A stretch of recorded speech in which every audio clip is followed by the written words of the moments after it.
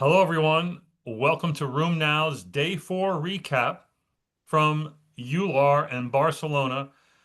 We've spent the week in Barcelona reviewing the data, going to the sessions, watching the posters, interviewing people, and now we're going to not do a Day 4 recap, excuse me. This is our rheumatoid arthritis recap.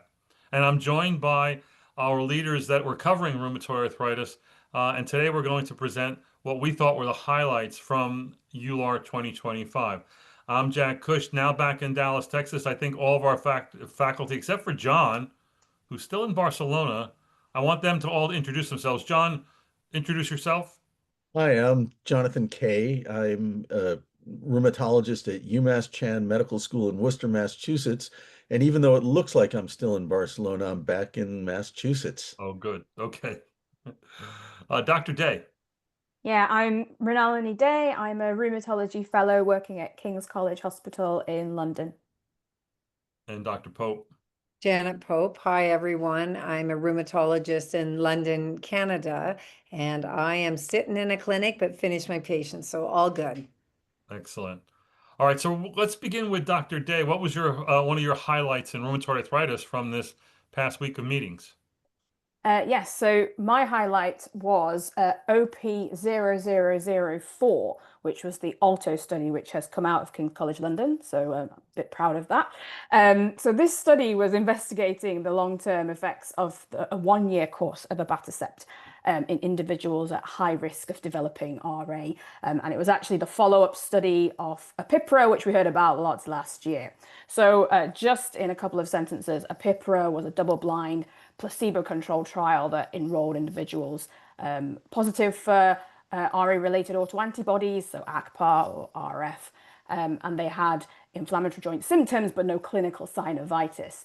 And participants received weekly injections of either Abatacept or placebo for 52 weeks, followed up for a year, and essentially the results showed that Abatacept reduced the risk of developing RA during the treatment and shortly afterwards. So to assess whether these benefits persisted for longer, ALTO was the follow-up study, tracked participants for a median of around 66 months, so over 5 years, after the initial randomization period. And the primary outcome was time to development of clinical rheumatoid arthritis. And essentially, off the 213 Apipra participants, around 140 were in ALTO, half and half Abatacept placebo. And during the follow-up period, around 119 participants developed clinical arthritis or required further treatment with DMARDs. And the main difference was between groups occurring within the first year. So 29% in the placebo group had developed arthritis compared to just 6% in the Abatacept group. And that protective effect diminished over time. So by year 4, around 2/3 in the placebo arm and 60% in the Abatacept arm had developed arthritis. It should be noted that among those with high risk serological profiles, so high IgG, ACPA levels, for example, the benefit of Abatacept remained more pronounced and persisted longer, so up to 6 years in some cases. So essentially, 1-year course of Abatacept, it showed that it can delay the onset of RA for several years in high-risk individuals, particularly those with more mature antibody profiles. And we had a long chat with Professor Cope about this whilst we were in Barcelona. And while the protective effect diminishes over time in the general population, those at the highest immunological risk may benefit most from that early co-stimulation T-cell modulation. So this group, all of us are very familiar with the clinically suspect arthralgia studies, and this study in particular. I want to ask John and Janet, give me your 30,000-foot view of these data. Let's start with Janet. Right. So first of all, I think it's kind of neat that giving a year, or in the ARIA follow-up, it was 6 months of Abatacept. In this one, it was a year. Giving a year of treatment and a high-risk population, you will attenuate for a while, but eventually the curves are going to almost merge, where the rate then becomes pretty similar. So two impressions. Number one is you can enrich for a group where 70% by 5 years can get RA. I always wonder if some of them had RA to begin with, but that we couldn't detect it clinically, but that's a whole different question. Number two, would it be feasible and or cost efficient to use a drug that's fairly expensive right now, but eventually we'll have a biosimilar and that will lower the cost? Intermittently, you get your year or even 6 months worth, and then you get it again when something's happening again on symptoms. Wouldn't that be kind of interesting? But we don't know yet. I'm going to get to that when we discuss the palindromic rheumatism PALABA study. John, what's your overview? So I think this study is important in that, unlike ARIA or Treat Earlier, where patients had MRI evidence of subclinical synovitis, this study required joint pain, but not all of the patients, or only a small proportion, had evidence of synovitis by ultrasound. So this study is more of a real-world pre-RA or suspect RA group. The fact that the patients tended to all the two groups tended to cross, and both groups had similar findings at 4 years, where the effect of abatacept was not persistent, is significant.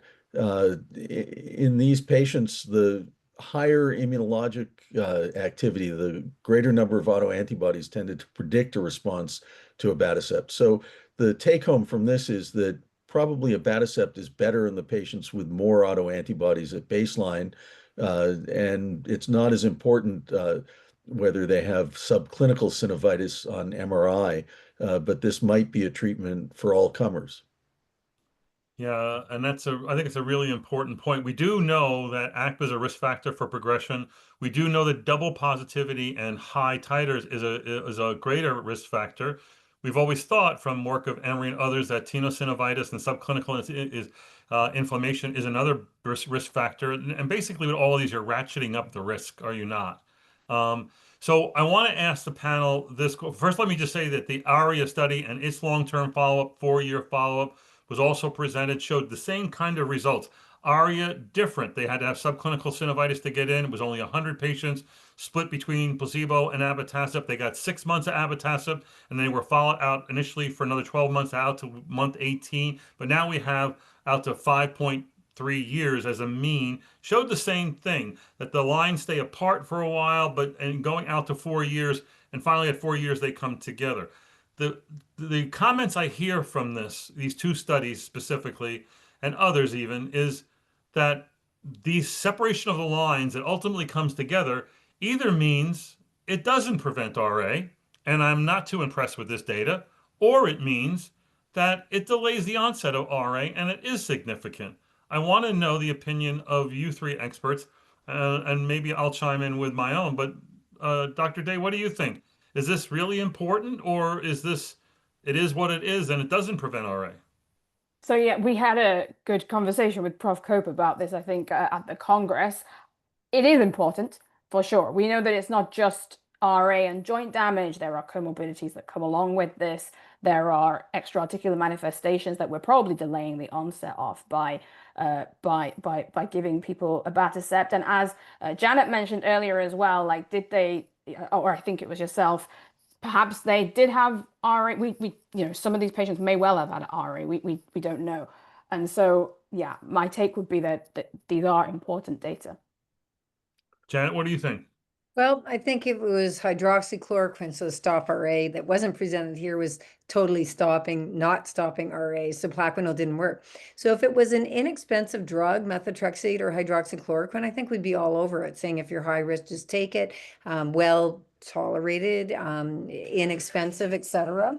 However, sorry about that. However, I think at this point in time, I would say I think it is changing your natural history, so you can still get RA if you stop treating. We don't know about treating intermittently, but not these studies, but one of the ones on methotrexate showed that then if you got RA, if we could delay it, if you got RA after you'd stopped treatment and stuff, they often had less pain and suffering, less problems. So I think it is changing the natural history, at least for a while. However, that's a problem because we're, if we can't get access to it, it's an issue.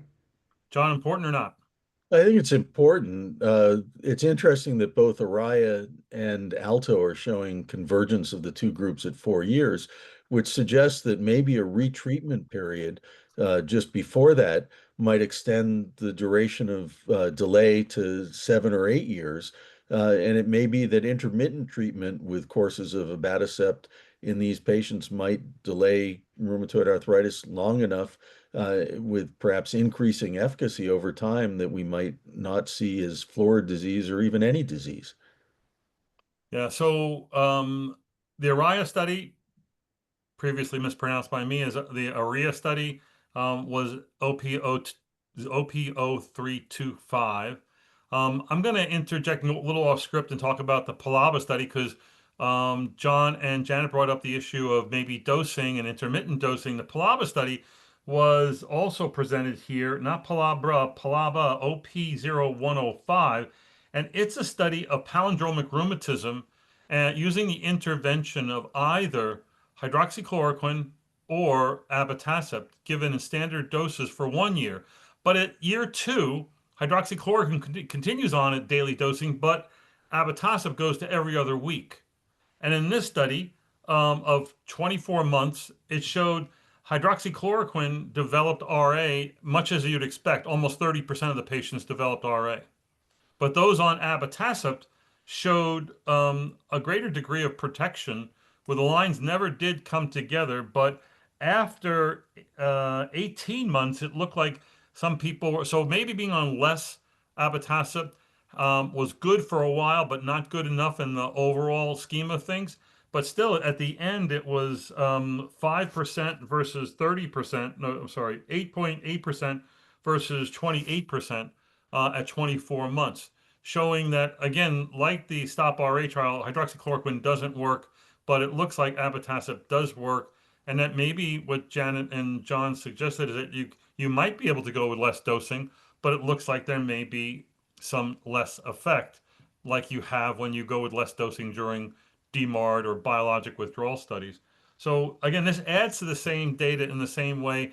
And I do think that when you can show a delay as opposed to prevention, that's important because I think you're changing the natural history of disease. You're changing a more robust onset to a more anemic onset. And I believe that in both these data sets, as well as the treat earlier, maybe in the PALABA, Araya, and Apipra and ALTO, that we're going to have 6, 7, 10-year outcomes. And we'll see whether this delay had an ultimate effect in how patients needed to be treated, because they're going to need to be treated with other drugs. So I think that's exciting, this area of research. I think that these are patients, thankfully, we don't see much of, but we still need to know what to do with it. So let's move on to our next topic. John, what's your next favorite from the meeting? Sure. So since we've been talking about possibly spacing abatacept, I'll talk about Late Breakers 0006, which was presented by Yuki Imai from Japan, the SORAIRO trial, which is spacing of a TNF blocker and dose reduction of methotrexate in patients with rheumatoid arthritis in remission or low disease activity with ozoralizumab and methotrexate. So ozoralizumab is an anti-human TNF nanobody, a very small camel type of protein, which is approved in Japan for monthly dosing at 30 milligrams monthly. And SORAIRO was a multicenter, open-label, randomized parallel group non-inferiority trial conducted at multiple centers in Japan. And patients with rheumatoid arthritis who were in remission in the long-term extension of the phase 2/3 trial of ozoralizumab in methotrexate inadequate responders were randomized to receive either continued treatment with oralizumab, I'll get the pronunciation eventually, plus methotrexate, or spacing of ozoralizumab, extending the dosing interval to every 6 weeks and then every 8 weeks, continuing maintenance methotrexate, or continuing Ozoralizumab at 30 milligrams monthly with reducing the dose of methotrexate by 2 milligrams every 8 weeks. And the primary endpoint was the proportion of patients who remained in CDI low disease activity or remission at week 48. And what they found was that about 70 to 80% of patients with the ozoralizumab spacing or methotrexate dose reduction remain in CDI low disease activity or remission, whereas almost all of those who were continued on full dose ozoralizumab and methotrexate remained in low disease activity or remission. So the study did not meet the pre-specified non-inferiority margin, and the ozoralizumab dose reduction or spacing rather, or methotrexate dose reduction was not non-inferior to continued therapy with each at the standard doses. There was no significant radiographic progression in most patients throughout the study period because all of them were receiving the biologic anti-TNF as well as methotrexate at some dose. Multivariate logistic regression analysis for CDI low disease activity at week 48 showed that the predictor was being in CDI remission at baseline or having an albumin greater than 3.8 grams per deciliter. And rescue treatment with the restoration of full dosing of ozoralizumab, I'm getting the pronunciation, ozoralizumab and methotrexate was successful in over 80% of patients. So the conclusion was that you could attempt medication tapering in patients who were in remission at baseline, but not those who were not in remission. Low disease activity, it was not successful. So this is an interesting study, even though we don't have ozoralizumab available in this country, one could possibly extend this this theoretical basis to other drugs and think about perhaps tapering or spacing in patients who are in remission on standard therapy, but avoiding it in patients who are in disease states beyond remission. It always seems like whenever you try to space out or reduce, it always comes at with a price. And I'm so strongly against doing this or recommending this, but yet we see many, many abstracts at these meetings about tapering or discontinuation, and I don't know why, other than our patients want it, and some of us seem to be going along with it, and it's inevitable in some people. Any others have any strong feelings about this, late breaker? Okay. I think it really drives home the importance of remission for our patients, to be honest. And like low disease activity isn't enough. You need to be at remission, essentially. Yeah. Treat to target.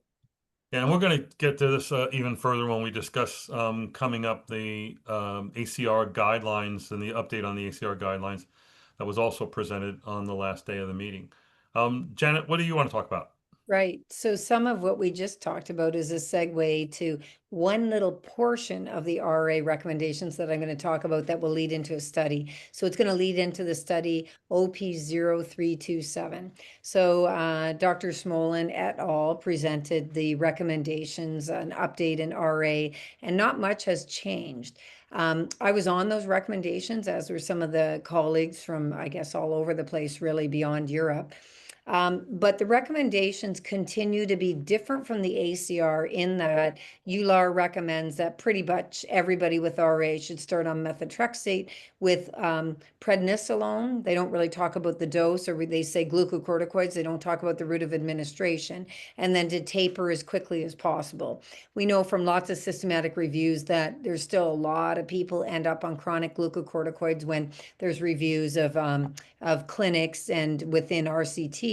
There's 40 to 60% of people with active RA that are upscaling their treatment who are on chronic prednisone or prednisolone. So we know it's not, tapering with an intent isn't always the right intent. So what I liked about OP0327, that's a NordStar study. In the NordStar study, this is a secondary analysis, but in brief, that was saying we're going to treat people 3 different ways, 3 arms, investigator initiated out of Scandinavia, and see who does better or the best. The first group was the oral conventional, so steroids, glucocorticoids, prednisolone, 20 milligrams a day, tapering by 5 milligrams every week, and then trying to eventually get them off by 36 weeks with your usual methotrexate, however you were going to give your methotrexate. The next conventional was the injection group. So they got, so I can't always tell you it's the injections that are better, because they got intra-articular injections at every visit. That was a mandated visit. They were to inject up to 4 joints if there were swollen joints. So front end loading, a lot of injections in that group. And they also did triple therapy. So you're going to have one group that's methotrexate and oral pred, the other group methotrexate intra-articular steroids, but also it's total triple. And then the third group was BD-MARDs, where they were on methotrexate plus 1 of randomized sertolizumab, pegol, abatacept, or tocilizumab. So it's kind of like a way the best study. You're looking at different arms and see who does best over time. So the question here, so the BD-MARD group had more people under better control in the long term, and some drugs were different than others. But this was to look at, okay, we all of them were mandated a steroid taper if they were on oral glucocorticoids. And of course, the intra-articular injection group only got oral steroids if they needed it. They didn't have to mandate taking it at the beginning. So the bottom line was, the group that did most likely to flare when they stopped their glucocorticoids, because at 36 weeks you were to get off. So the standard of care, which is the EULAR guidelines group, methotrexate plus oral glucocorticoids, they had the most flares. And the injection group with intra-articular steroids, or the BD-MARD group, had very little flares when they came off glucocorticoids. So my idea is, why are we giving what I guess I could say is perhaps not the most optimal way of getting off glucocorticoids? And I think we should jab people more. So in other words, I think intra-articular, and this study didn't look at intramuscular, maybe because you can get off steroids more because we're controlling them. The patient doesn't have access to go refill their prescription in the ER or through their primary care or something. Anyway, I thought it was a neat idea, neat question, and it does reinforce. I like to use a lot of intra-articular glucocorticoids because other studies way back in the day showed that the joints you injected in early RA were less likely to be swollen at a year compared to if they were swollen and weren't injected. So I've always been a believer of IA steroids. If you can get access to them, fairly inexpensive and easy enough to do. So the problem, of course, is that RA is a symmetric polyarticular condition. RA patients entering clinical trials often have 12 to 20 swollen joints. That's a whole lot of needling. Dr. Dey, in the UK, do you use a lot of intra-articular steroids? I wouldn't say it's a lot. And certainly for the smaller joints, particularly if we've got someone with RA, we'd probably reach more for intramuscular if you've got that polyarticular picture. I was also wondering about patient acceptance of all of these injections as well. That would be my other thought. But yeah, generally we wouldn't be injecting quite so many Right. joints as So this. the one thing I can say is I became a believer, not because the trainees can learn, because that's a good reason to be a believer, but there's old trials that no one ever talks about. And okay, they're small, but they showed even 6 to 12 intra-articular injections did better than high dose intramuscular. Well, the cumulative dose was probably higher, but ACR 50s were better at 3 and 6 months, even though we think they're only hanging around about 3 months. So there are old trials in rheumatology, the Journal of Rheumatology, well, British Journal of Rheumatology, now called Rheumatology, that show injections are better than IM, and IM has been shown to be better than oral for the increased effect immediately, but a bit of a good hangover effect.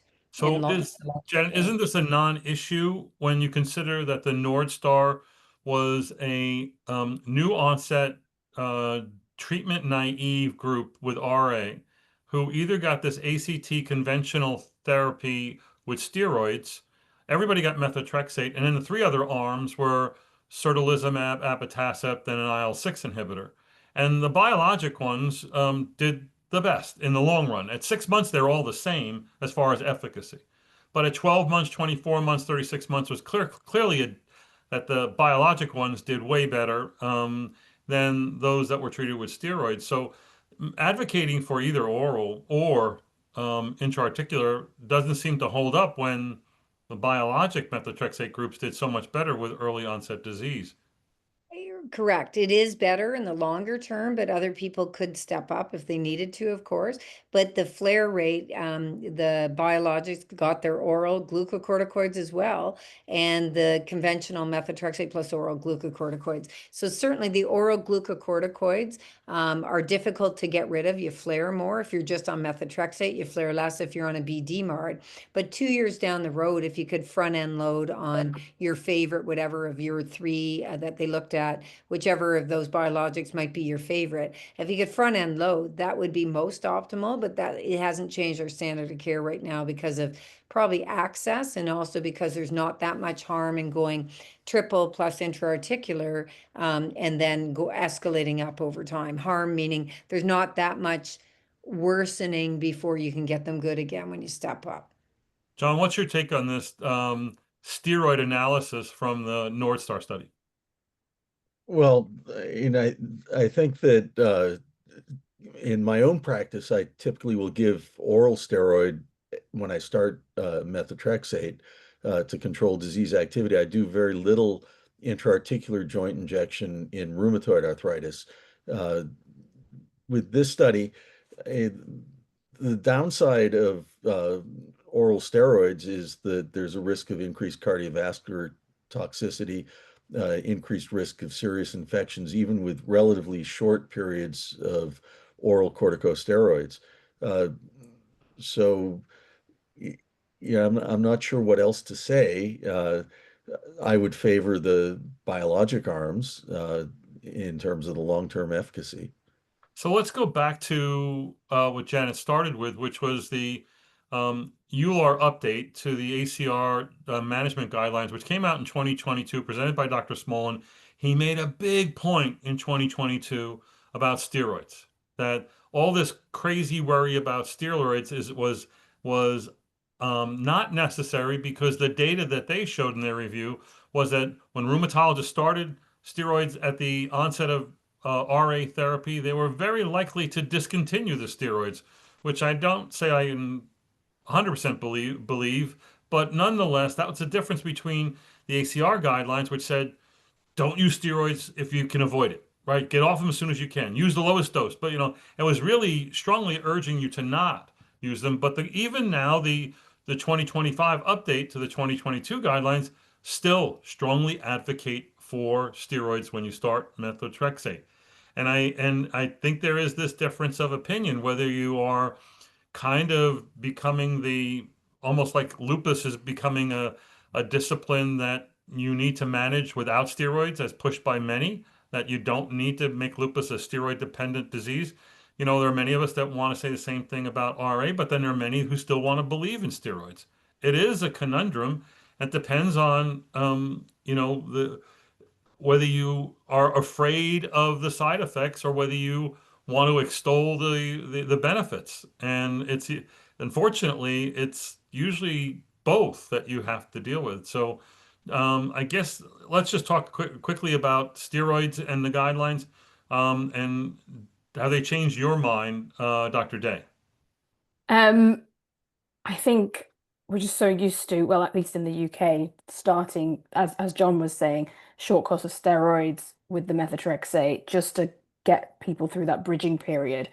I can't see that practice changing. Yeah, that would be my take on it. So Janet, what are you teaching your fellows now with these both guidelines in play? Right. So because we can be a neutral country in between the European guidelines and the American guidelines, we try to avoid oral because I believe there is a true steroid addiction, but you want to get people better, and there has to be a buy-in. That methotrexate, it can start working in a couple weeks, but you're not going to get optimal response. So maybe 6 weeks, 12 weeks, even beyond, depending on the doses you use. So we usually give intra-articular of the worst joints and then an IM if they need it as well. pill, or just an IM, as you mentioned earlier, if there's a bunch of little joints. And it's mostly because then we control it and people aren't renewing the prednisone when they run into their family doc or the emergency room or a walk-in. So it's more so that we can control that they're not on loads of oral steroids over time. Because when Dr. Smolin showed the data, yes, if you are in a trial that is a treat to target of targeting low-dose prednisone, you can get more people off. In the real world, there's still 40 to 60% in all these registries of patients with RA on chronic glucocorticoids. So I think we don't get as many off as we'd like to believe we do. So the other big thing that I want to ask John about from these guidelines was that a previously point of distinction between the ACR and EULAR guidelines was the use of positive predictive factors, PPFs, meaning being high titer rheumatoid factor, having extraarticular disease and nodules, having evidence of X-ray erosions, all the things that we know portend poor outcomes. The ACR dumped those as a key decision point, and 2022, the EULAR had them in there. Now EULAR gets rid of them, and now they make the even greater jump from, it used to be that if you didn't respond to a conventional DMARD, methotrexate, that if you had positive predictive factors, that they urged you now to add a biologic. But if you didn't, it was okay to play around with other conventional DMARDs, leflunomide, azathioprine, whatever that you want to use. Now they say, dump the PPFs in decision making, and after you fail your first CS DMARD, you should go to a biologic DMARD or, with an asterisk, a JAK inhibitor, assuming that there's no other risk that would prevent you from using a JAK inhibitor. John, do you think this is a good move or not? I agree. I think it is a good move. The reluctance to go to a biologic right away in patients who weren't at so-called high risk was the cost of the biologic, and especially in Europe, where biosimilars are clearly less costly, it's not a problem to go to a biologic. The long-term efficacy of biologic therapy is certainly beneficial in terms of structural progression.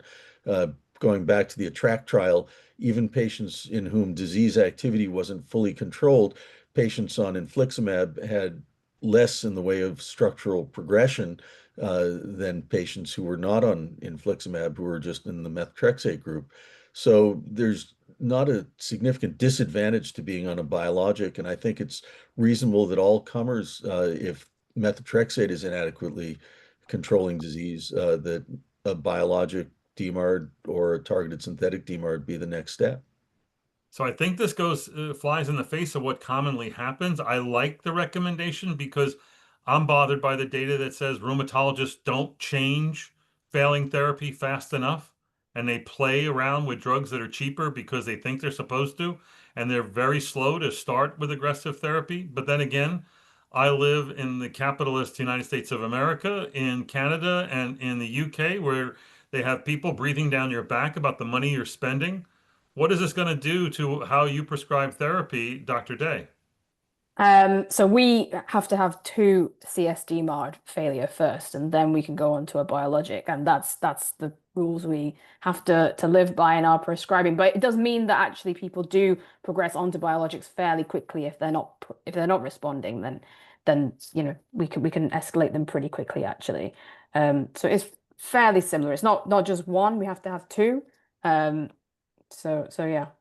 Janet, 25 years ago, I was told in Canada you had to fail 3 before you got on a biologic. So you were starting triple therapy right off the bat so you could do what you needed to do.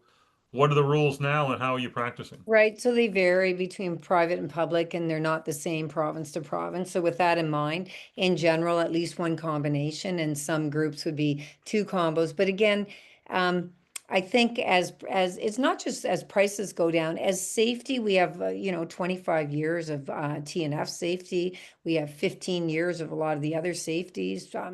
Probably 15 years now of TOFA. We had it in 2012. So I think with all that in mind, the safety is quite good on the advanced therapies in general. We know the caveats. So what I think would be probably the way we'll adapt this over time is make sure if your patient has active RA that you're treating it effectively, and use whatever's in your toolbox. But if it's high scores and it's erosive OA and high pain, please don't start escalating therapies, because they're the second opinions I get. And I go, Right. well, sounds like you never had RA to begin with, or your RA is great. I don't say it that way, but you know what I mean? We have to make sure we don't misclassify, because these drugs don't treat pain, and you're going to spend lots of buck for no bang if you're treating the wrong thing. All right, let's go around with one more presentation from each of you. Let's make it as short as possible. Dr. Dey. Yeah, so this actually follows on really well from that conversation. So it's OP0330. So this was a post hoc analysis of the CARE-RA and CARE-RA 2020 trials. So this basically is addressing that mismatch between the dramatic improvement in inflammation that's seen in RA with treat target strategies, and the persisting patient-reported outcomes and high disease burden that can be seen. So, as I said, this was a post-hoc analysis, 600 patients with early RA starting their first DMARD. Everyone received methotrexate-based therapy and followed up according to treat to target over 2 years. And then they captured inflammatory and both PROs as well. And essentially, they were looking for disease trajectories based on the DAS28, CRP, swollen and tender joints, HAC, and then the visual analog scales. And they found that there was 4 disease trajectories. So early persistent improvement, non-persistent, partial improvement, and persistent impact. And it's that last group that I want to focus on, because essentially they were saying that by the end of the study, patients in the persistent impact group were more than twice as likely to be receiving biologic or TS DMARDs compared to the other groups, despite similar levels of inflammation. So that's kind of what we've just been touching on as well. And so it's just showing us that potential risk of overtreatment. So I really like discussing difficult to treat RA, but this just shows that risk of overtreatment if we simply classify, it's difficult to treat because the PROs are not improving, the disease burden appears not to be improving. So it's really important to distinguish between inflammatory activity and patient-reported disease burden, particularly in that early stage, because some patients may benefit from non-pharmacological or other therapies rather than escalating their immunosuppression. Janet, you're involved in CARE-RA, aren't you? No, Okay. but I know about it. But yep, it's a good project that's going on. I can do 2 lines if you'd like on. We have to mention the jackpot study because it's there all the time now. So the jackpot study is a whole bunch of registries combined, so from multiple countries, and they try to adjust for country variation and then within each registry. And there is one from Quebec in there, but mostly from Europe. And this bottom line here was the jackpot study looked at almost 53,000 treatment initiations of an advanced therapy, and almost 13,000 were JAKs, and split amongst the various JAKs, a little bit of Filgo because it came out later, but almost 1/3 in each of the 3 other JAKs. TNF, 26,000 treatment regimens, and then other ones, other MOA. And the bottom line is when they adjust for line of therapy, disease activity, age, smoking, gender, all that, what they found was no cancer ratio that didn't cross the rest. So no increased cancer of non-melanoma skin cancer excluded, so not skin cancers, but all the other cancers, or looking at non-melanoma skin cancer. Only was there, which is very strange, a numerically but not statistically protective effect of non-melanoma skin cancer with JAKs compared to TNF or other mechanism of action. But they all crossed the 1, and the JAK was almost statistically significantly less. But the bottom line is what we're seeing in oral surveillance is really not being reproduced. On the other hand, high-level RCT data looking at higher risk population for cardiovascular events and is going to show us more cancer, more cardiovascular. Most regular studies aren't showing that. And maybe we already have a bias that we're prescribing and channeling, a high-risk patient of infection or heart disease maybe would go to TNF, infection would maybe go to Abatacept. So we don't know who chooses what drug and why in these giant registries. Jackpot does show up a lot. It's up to 20 registries. It's over 20,000 patients and up to 60,000 treatment courses. The analyses vary tremendously on what gets reported. In this particular report on cancer occurrence, where it showed no increased risk for JAKs being used with 3,500 treatment courses versus 27,000 with TNF inhibitors, this study was designed to reproduce the oral surveillance data and doesn't show oral surveillance like results. So it's, to me, it's an apology trial meant to make us feel good when we have a perfectly good, incredibly well done RCT that is you can't refute. But now you're trying to refute with made up data and target emulation trials. And we might go so far as to get trinetics and 42 billion patients, in some database that we can't control for and we really can't do serious propensity matching for. But we see all of these, and I think we have all the data we need on oral surveillance. I use a lot of JAKs in spite of oral surveillance, but I also know who not to use JAKs in. So I'm not a big fan of Jackpot, but if you want to feel good about what you're doing, I think that this data will support that. I like the Jack Cush version better than the Jackpot version. And by the way, it's OP0232 for the listeners that want to look at the study. Yeah. John, what do you think of Jackpot? Well, I think it's a large registry, but as you said, the randomized controlled trial, oral surveillance is the gold standard. The big problem with oral surveillance is that it's misinterpreted. It's misinterpreted where people say that there's an increased risk of cardiovascular events and an increased occurrence of malignancy with JAK inhibitors.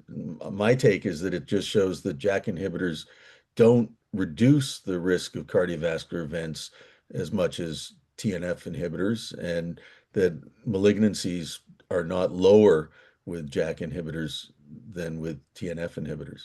Yeah, I agree. All right, John, do you have another one to discuss? Yeah, quickie is oral presentation OP0190, which is Dave Chernoff presenting the results of the RESET-RA trial, which is the implanted vagus nerve stimulator that's implanted on the left side of the neck, just over the vagus nerve, as opposed to the earlobe vagus nerve stimulator, which was a negative trial. So this is a sham-controlled double-blind study for 12 weeks. Everyone gets the vagus nerve stimulator implanted, and then for 12 weeks, they get 1 minute a day of stimulation or sham stimulation, and they are followed open label. Everyone gets stimulation up to week 256.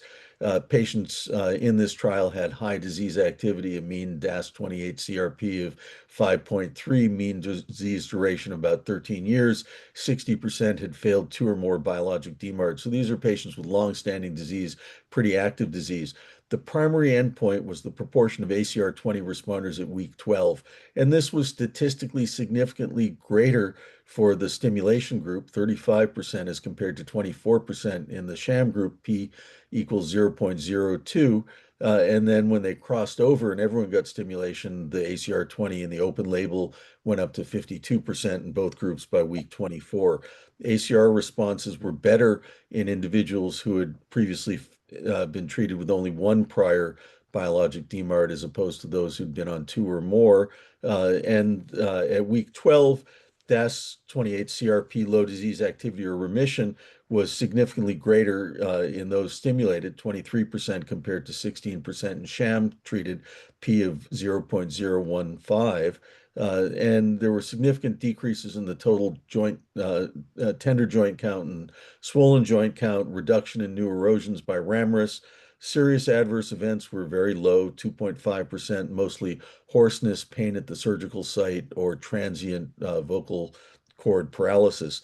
So bottom line is this study with statistical significance shows that this 12-week of vagus nerve stimulation compared to sham stimulation was both safe and effective. Talking about all the problems with cost of drug therapy, potential toxicities of steroids, even of TNF or JAK inhibitors, and this non-pharmacologic approach is quite interesting and potentially promising, especially for patients who are non-compliant. It's something that's implanted and it stays there, and stimulation is programmed in. I think it's an interesting proof of concept, going back to Kevin Tracy's hypothesis that the vagus nerve is able to stimulate an anti-inflammatory pathway through the splenic nerve and release of norepinephrine, stimulating acetylcholine release by T cells in the spleen, resulting in a decrease in pro-inflammatory cytokines. Yeah, I mean, but the problem with this has been it's been up and down. Like it was, how long ago? 10, 15 years ago that Mark Genovese first presented the data. It was a much fanfare, looked really great. But then a few trials really showed no effect and almost like it was going to die. And now this resurrects it. One of my concerns when I didn't get an answer because I got shut out in questions at the podium, at the microphone was you get an ACR 20 at 12 weeks of 35%. You continue therapy and it goes up to 52 weeks by week 24. My question had to do with when we are doing effective TNF inhibition, you plateau your TNF ACR 20 responses at week 12 to 14. And why then do we see a continued rise? And then interestingly, in the placebo group, they had the sham thing that wasn't turned on in the first 12 weeks, and then at week 12 they turned it on, and now they gave once a day, 60 seconds. That sham group on placebo at 24%, they caught up to the 52% in their next 12 weeks. So I'm really concerned about the dynamics of change, and does it indicate a partial degree of TNF inhibition or of cytokine inhibition that it takes more time, or is there another? And then I'm really asking that question to wonder: is there potentially another mechanism involved here in efficacy that we are going to see? I'm good with slow responses. Lord knows I use drugs that have slow responses. But John, what do you think about the slowness of response, or is that an artifact of the trial design? I think it may be, it's most likely an artifact of the trial design. Uh, the sham response of 24% is somewhat troubling, and the fact that that both groups achieve the same response after an additional 12 weeks suggests that something is going on that can't be explained physiologically. And I think there's a strong psychological component to this. But psychological is part of the central nervous system, and Sure. this is peripheral nervous system. So uh, much is needed to learn about neuroimmunology. Janet, what do you think? Yeah, two quick comments. So the first comment is they stopped the advanced therapies, so they were on CSD-MARD. So I would have probably added it to partial responders, and maybe you'd get a higher response rate, because I don't think it's going anywhere at that low a response as added to CSD-MARD. The second thing is they had a whole session on difficult to treat RA patients, and half the session was on this vagal nerve stimulation and other nerve stimulation. And on one of the early trials that I wonder if it was what Mark Genovese did present as an oral at the ACR many years ago, but I'm not sure whose, but it was one of those trials from a long time ago. They found that it attenuates over time. So by around year 4, most people, even if it was permanently implanted in them, the stimulator, it was basically not doing much of anything anymore. So just like our drugs, it attenuates over time. So number 1, I think I would add it to other drugs, not substitute. Number 2, I don't think it's going to be a long-term solution. However, very intriguing. Very. And coupled with the data that showed last year's ACR, last year's EULAR, Danish population-based study showing that if you got vagotomy, you were going to have less RA. Oh, no, sorry, more RA if you had a vagotomy. But there are two kinds of vagotomy. That one's truncal and the other one's another one. The truncal ones are the ones that had an increased risk, but the other ones didn't. So there's something about the vagus here that makes it really compelling. But Minnie, you get last say on this. What do you think? So I missed this abstract at the Congress. So I had two questions. Firstly, cost, and secondly, PROMs. So not anything other than ACR 20 that might have been measured. Uh, I don't recall patient-reported outcomes being Yeah, measured as I don't think part he of this. presented it. Fine, okay. In terms of cost, it's less expensive. There are two types of vagus nerve stimulators. There's those that involve a stimulator that's implanted in the chest and then wires that go up through the neck to stimulate the vagus nerve.